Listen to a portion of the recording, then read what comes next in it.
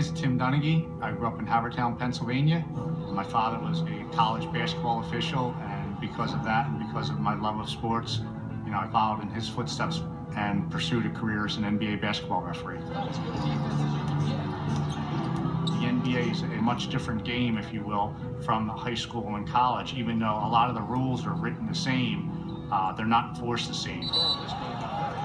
I started to referee, based on the rules and how they're written in the rule book. Tim Donaghy, the rookie official, is calling it very tight here in the early going. A lot of offensive fouls and picks, so they're calling it by the rule book. Unfortunately, I saw some people that were moving up a little bit quicker than me. I learned from the veterans that there's a certain craft and a certain way that you have to do things in order to advance. And, they'll tell you, certain players are given the benefit of maybe traveling with the basketball rather than other players. Certain players are getting the benefit of not having that critical foul called on them that would send them to the bench. Rubio gets a look, good if it goes! Oh my gosh, that's just a horrible call by Jason Phillips, who did not have the courage to call that against Kobe Bryant. Wow, awful no call.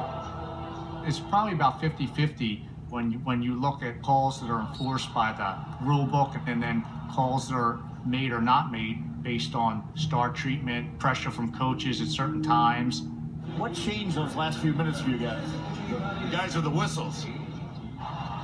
I've never had conversations with the commissioner about what to call in a game and what not to call in a game, but from the operations department, they clearly dictate through video, through emails, through meetings, what they want called and what they don't want called. And it always seems to revolve around the star players or the big market teams.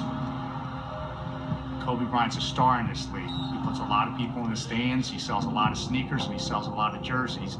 And the fans paid an enormous amount of money to sit in those courtside seats, and they want those type of players on the floor. That's who they came to see. Bottom line is it's more of a form of entertainment than an actual athletic competition.